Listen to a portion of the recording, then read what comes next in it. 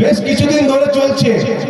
Vote এসে গেল, vote একটা গেল, ভোট এলো, পঞ্চায়েত গেল, পঞ্চায়েতে আমরা চড়াম চড়াম প্রচুর শুনলাম। আপনারা দেখেছেন পঞ্চায়েতে বিভিন্ন জায়গাতে পুলিশের দাপট, সিভিক পুলিশ কি দাপট দেখায়, বাপ রে বাপ রে বাপ। 1.5 লক্ষ টাকা করে দিয়েছে ওরা সিভিক পুলিশ হওয়ার জন্য। 1.5 লক্ষ, 1.5 লক্ষ, 1.5 লক্ষ, 1.5 লক্ষ।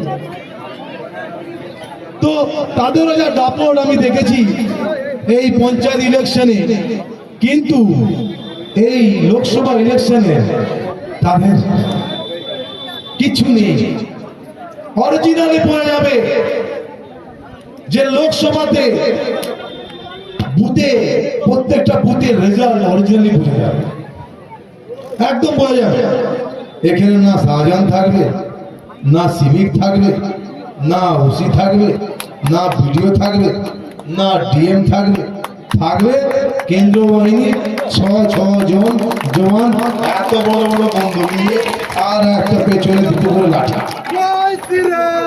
বুথ জয় করতে হলেই প্রচুর টাকা, কোনো কথা শুনবে না, না ভারতীয় জনতা পার্টির কথা শুনবে, না টিএমসির কথা শুনবে, না পঞ্চায়েতের কথা শুনবে, না সিপিএম এর কথা শুনবে, কারো কথা শুনবে না।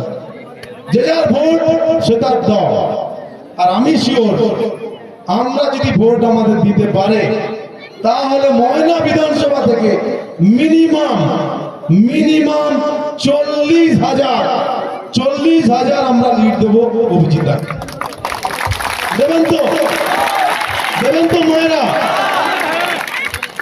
আমি এই 30 তারিখে অভিজিৎদার পারমিশন নিয়ে একটা আপনাদের রেকর্ডিং শোনাচ্ছি, যেটা খুবই গুরুত্বপূর্ণ আমার কাছে মনে হয়েছে এবং আপনাদেরও সেটা জানা উচিত। আমরা আমাদের এমপি, মানে আমি তো এমপি হিসেবেই সেট করে গেছি, তো ওনাকে পেয়েছি, উনি ওনার মানসিকতা কিভাবে কি রকম আছে।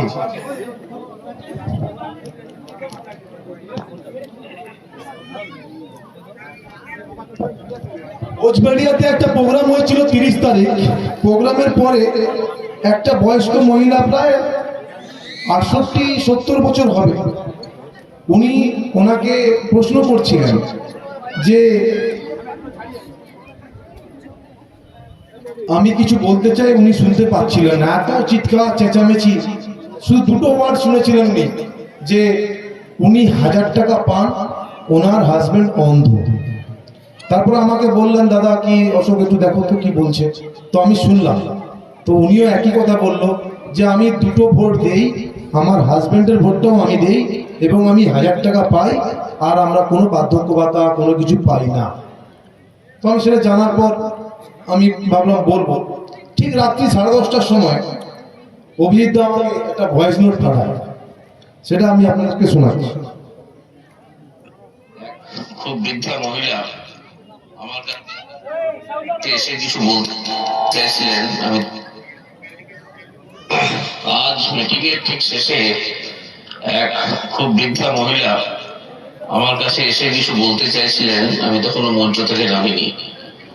তো আমি যেহেতু শুনতে পাচ্ছিলাম না ওই মাইকের শব্দে, আমি ওনাকে বলেছিলাম যে আপনি এখানে নেতাদের সঙ্গে কথা বলুন, আমি জেনে নেবো। এখন কথা হচ্ছে যে ওই মহিলাকে কি চেনেন, আমি ওনার কথাটা শুনতে চাই। উনি বলছিলেন যে আমার স্বামী চোখে দেখতে পান না, 1000 টাকা পান। তো এইসব মানুষদেরই তো আমাদের সাহারা দিতে হবে। ওনার কথাটা আমার শোনা খুব দরকার ছিল, কিন্তু আমিও খুব টায়ার্ড ছিলাম বলে চলে এলাম। এখন আমি একটা অপরাধ বোধে ভুগছি। এই ভদ্রমহিলাকে কি খুব বৃদ্ধা, তাকে কি খুঁজে বার করতে পারবে কোনো পার্টি কর্মী? একটু দেখুন তো, আমি ওনার কথাটা শুনতে চাই। তারপরেরটাও আছে, আমি শোনাচ্ছি, তাতে আমিও 5 সেকেন্ড ওনাকে কথা বলেছিলাম, সেটাও একটু শুনতে হবে। অভিজিৎ, ফার্স্ট অফ অল আপনি আগে আমাকে হয় তুমি নাহলে তুই দিয়ে বলবেন, আমাকে আপনি বলবেন না প্লিজ, দয়া করে। এবং সেকেন্ডলি, মহিলাটা বললো ওনার হাজবেন্ড হচ্ছে অন্ধ, উনি ওনার হাজবেন্ডের ভোটটা উনি দেন এবং মাসে 1000 টাকা করে পায় বার্ধক্য ভাতা, বিজেপিকেই ভোট দেয়। তো ওই বার্ধক্য ভাতাটা বাড়ানোর জন্য উনি আমাকে বলছিলেন যে এটাকে বাড়ানো কোনো মতো কি বাড়ানো যাবে। তো আমি বললাম আমরা বিজেপি এলে অনেক ধন্যবাদ। আসলে এরা এত অসহায়, এদের পাশে দাঁড়াতে না পারলে ঈশ্বর আমাদের ক্ষমা করবেন না।